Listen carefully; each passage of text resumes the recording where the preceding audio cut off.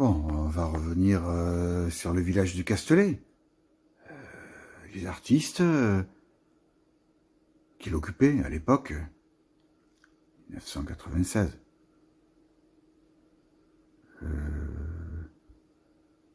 Notamment des peintres. Bon, il y avait beaucoup de...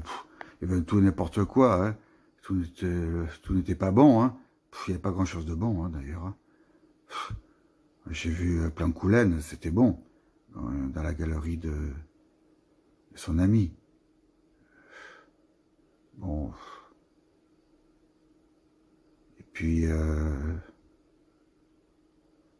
y avait beaucoup de peintres amateurs qui rêvaient de... Je sais pas de quoi ils rêvaient, finalement. Et puis, il y avait un autre peintre, là, Thierry, qui faisait de nature morte flamande. Enfin, des copies. C'est pas très bien fait, d'ailleurs. Il mettait des cadres très chers autour. En écailles de tortue, en ébène, tout ça. Enfin, il se la jouait, quoi. Il se la jouait peintre du 17e. Il était marié avec une connasse, là. Une prétentieuse. Les dents longues, commerciale. Ils se sont séparés. Bon, je sais bien, ça n'a rien à voir des fois, mais lui, il était peintre, bon. Après, il est sorti avec un aviateur. Pilotait des Canadair. Peignait aussi, faisait des copies de Modigliani, il était dans le fauvisme, Derain, Vlaminck, tout ça, des copies, quoi. Ça plaisait, les gens avaient de la couleur, ça pétait partout, il y avait des références qu'ils étaient capables de comprendre. Il arrivait à vendre quelques-uns, des grands formats surtout, il faut faire grand, hein. Ah oui, ça allait bien au-dessus du canapé. Voilà, bon, enfin, la peinture qui sert à rien. Bon, il était gentil, hein. C'était pas prétentieux non plus, hein. Il était normal, quoi. Enfin, il était pilote, déjà, bon, c'est bien. Faut savoir le faire. En plus, les Canadair, c'est dangereux. Il y a eu beaucoup de morts. Donc là, j'étais respectueux. Voilà. Bon, eh ben, elle est sortie avec ce mec. Avant, elle s'habille normalement. Et puis après, une fois qu'ils sont séparés, elle a dragué ce mec-là. Bon, elle a senti que c'était la bonne affaire. C'est rien. Toutes ces femelles, là. Des fois, hein. Bon, bref. Et puis, il mangeait ou prenait des pots comme ça à la terrasse des cafés. Puis là, elle s'habillait comme ça s'habillait avec des vêtements moulants. On voyait tous ces nichons, ces tétons qui pointaient à travers. Bon, allez, bon, je parle comme ça, je suis désolé. Moi, j'en ai pas, hein. Le salon de l'érotisme, je connais, hein. Puis la galerie Casanova, hein. L'allée Montpensier, près de la Comédie Française. On a travaillé ensemble. Bon, j'ai rien vendu, hein. J'ai oublié de le signaler, hein, ce personnage. Bon, il était gentil aussi, hein. Il était courtois.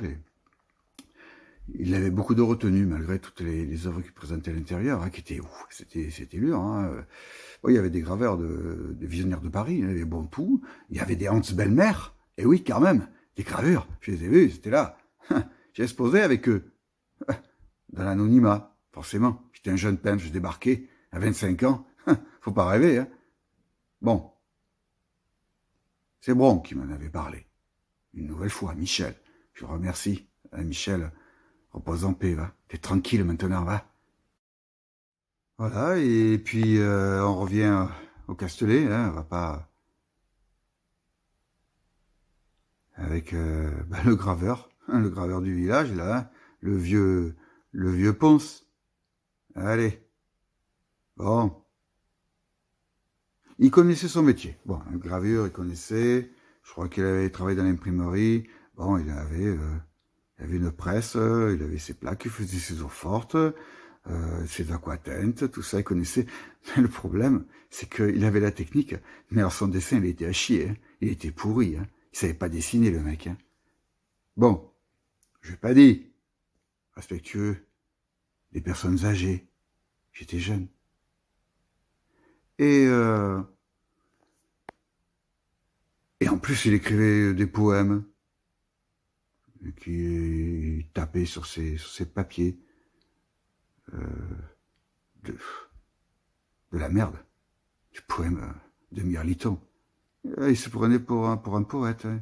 Il faisait ses plaquettes, tout ça, sur du beau papier, torchon, à la cuve. Comme dit, bon, pour paraphraser Léo Ferré, de l'onanisme torché au papier de Hollande. Robert, s'il entend, il doit bien se marrer. Bon, il va moins rire après, parce que c'est dur. Mais bon, je dis la vérité, hein, c'est comme ça. Je suis là pour la dire, d'ailleurs, la vérité. Eh bien, nous avions collaboré avec Robert Vitton et moi sur un livre de poésie qui nous tenait à cœur, tous les deux. La Gueuse parfumée. Un hommage à Paul Arène. Les Marchands. Un hommage aussi à tous ces assez laborieux. C'est louable. Et de très beaux textes. Hein. C'est de la belle poésie, ça. Hein. Ça remue les tripes. Hein. Ceux qui en ont encore. S'ils en ont jamais eu. Eh bien, ce con, là, je suis désolé, hein. Je lui ai montré l'ouvrage. J'étais tout content de lui montrer. Parce que lui, il faisait ses bouquins, là. J'ai montré. Il a pris le bouquin. Il a regardé la couverture. Il l'a feuilleté comme ça, machinalement, avec son petit pouce. Ça aurait été sur un poème. Les cyprès. Moi, c'est un poème qui m'avait touché, hein. Même maintenant, hein. Ses débuts, hein. 68, je crois. Ah ben c'est beau, c'est bien écrit. Il fallait oser passer derrière Arthur Rimbaud et les Corbeaux. C'est pas rien. Comme pour paraphraser, encore une fois, Léo Ferré. Si vous voulez être compositeur, vous mettez au piano. Quand vous savez tout le monde qu'il y a derrière, faut être costaud, hein. Faut y aller, hein. Faut du courage. Faut pas être ridicule. Ah ben lui, le ridicule, il tout fait pas. Mais il baignait là-dedans depuis des années, avec toute une clique d'admirateurs qui comprenaient rien à rien. Allez. Tout flatteur des pas. Non, c'est pas ça. Et oui, c'est ça. Tout flatteur vit aux dépens de celui qui l'écoute. Oui, c'est exactement ça, oui, c'est ça. Eh oui, la mémoire défaille. Bon. Eh bien, il a feuilleté, et puis il a lu le texte Les Corbeaux. Et puis, il a ricané, ce con. Quand il est arrivé au passage des flambeaux, il a rigolé. Il a levé le bras comme ça. Dans ma tête, j'avais envie de le tuer. Bon. C'est comme ça. Moi, je suis entier quand je suis passionné par quelque chose.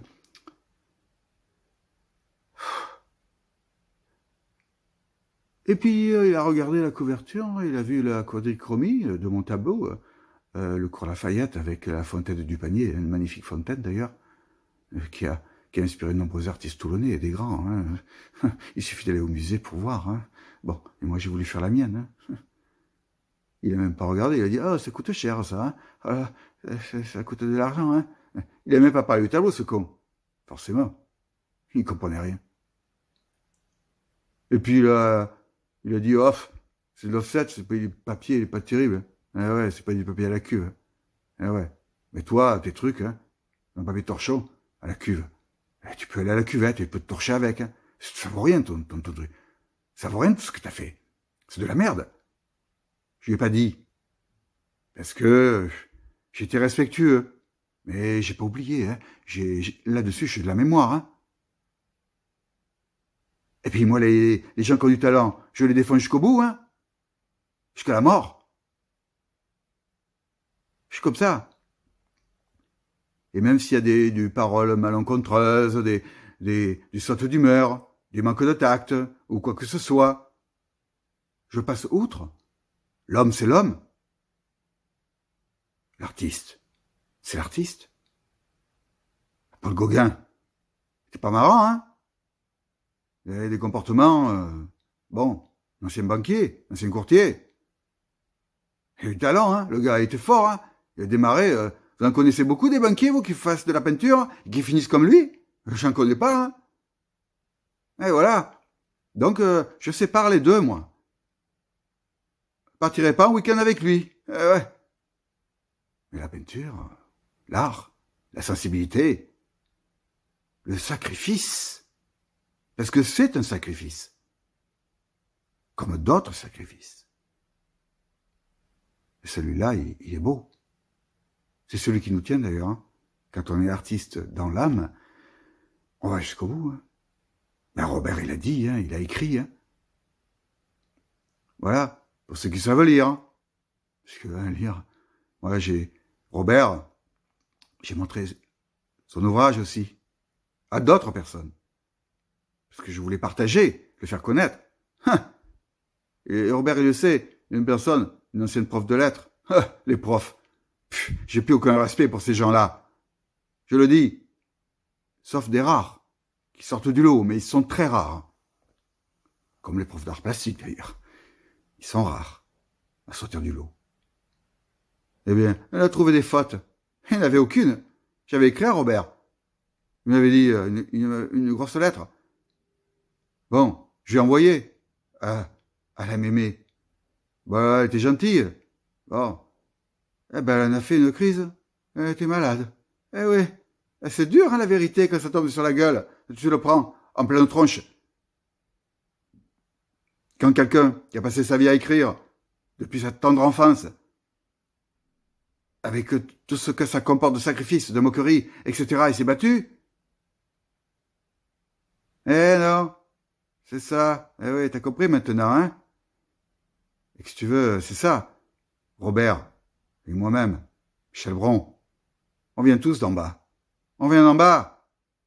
On est des gueux. Mais on a de la noblesse en nous, on a voulu s'élever. Eh oui, c'est ça. Bon, allez. Je laisse mes émotions de côté. Mais j'en délivrerai d'autres. Un peu plus tard. Pour aujourd'hui, c'est fini.